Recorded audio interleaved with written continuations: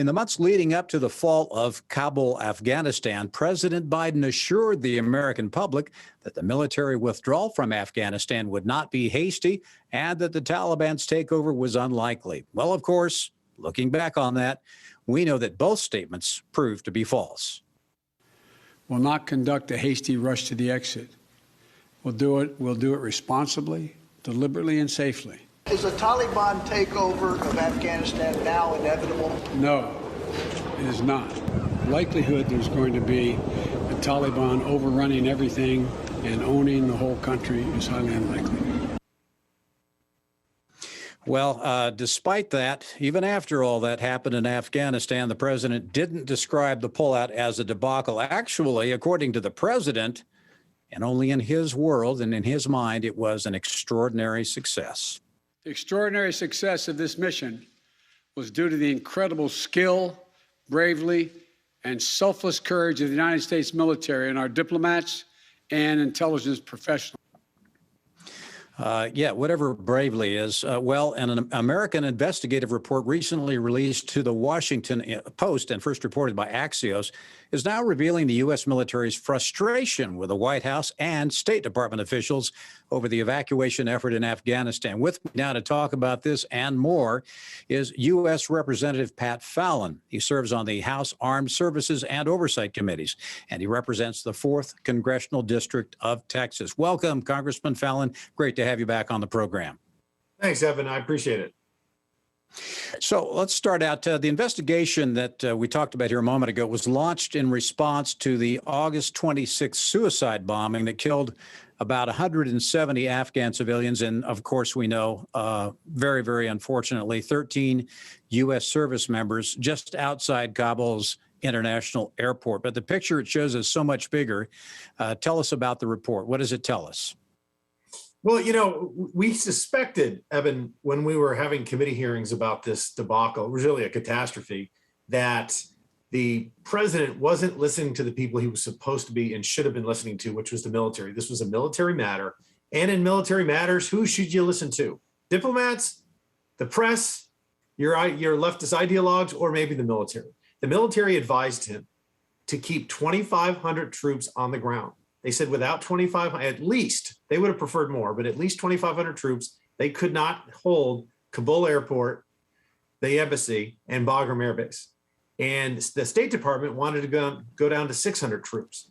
And the State Department won out. The president listened to them. It was a huge, major mistake because the military, when you're conducting this kind of a withdrawal operation, you want to keep the troops. It makes sense to keep the troops there, and they're the last ones to leave, not some of the first. And he did it in reverse, much like he puts America last and not America first on a lot of other policies, both domestic and foreign. But anyhow, be that as it may,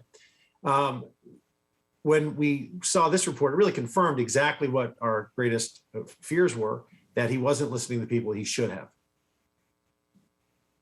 So Emily Horn, a spokesperson for the National Security Council, downplayed the weight of the documents that came out and told Axios that, quote unquote, cherry-picked notes from one meeting do not reflect the months of work that were already underway. And my understanding is from this information that's come out is that it showed essentially a nearly total lack of any foresight or planning on the part of the administration.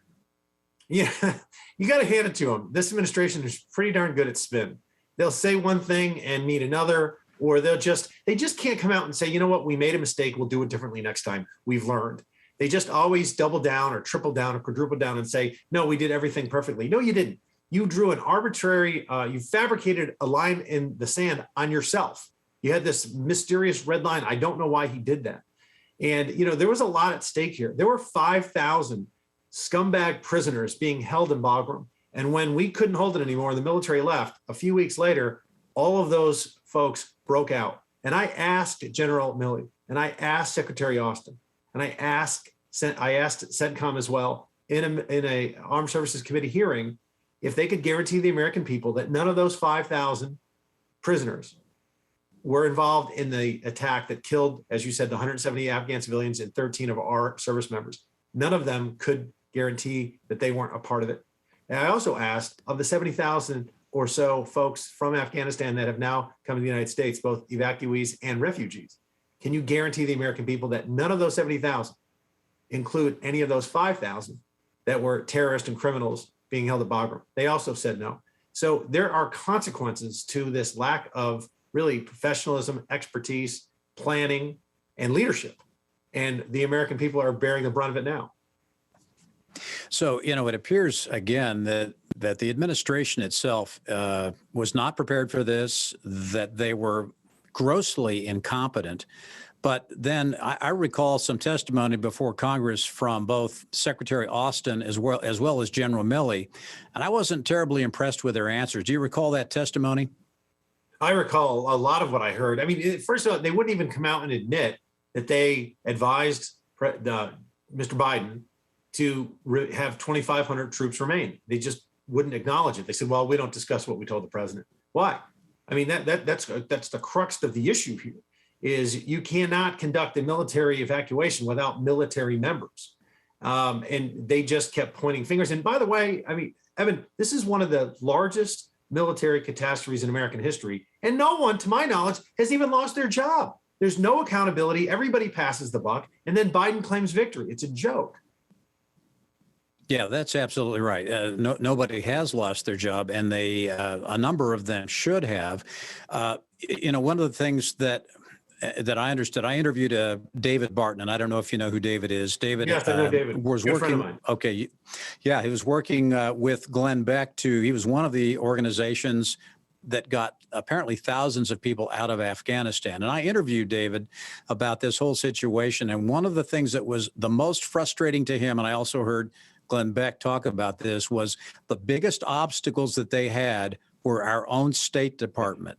Yes. Yeah. I mean, let's talk about that for a minute, because there were we wanted to get the American citizens out first. We also wanted to get the Afghani evacuees. And let me describe what I'm talking about, the difference between an evacuee and a refugee. The evacuee was somebody who we knew, who had spent their time, talent, and treasure in some instances to support the cause of American interests and the cause of freedom and liberty.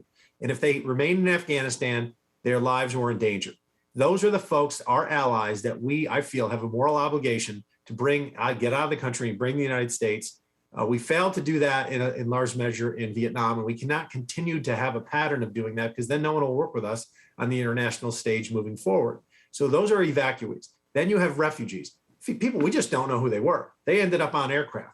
And there's no excuse. We shouldn't have had any refugees leave. It should have been only evacuees and American citizens. And what I saw was, Evan, a lot of even left-leaning journalists, and I know that that's being a bit redundant there, but they were furious because the State Department blew this. The State Department had an utter lack of really caring, and they showed immense inhumanity that some folks, that the interpreters that the journalists had used in past years, they wanted to get those people out. The State Department wasn't helpful. In fact, they were inhibiting the evacuations, because I really believe it was political, and they felt if other people were getting out via civilian means, like David Barton was a hero in all this, one of many, that they would be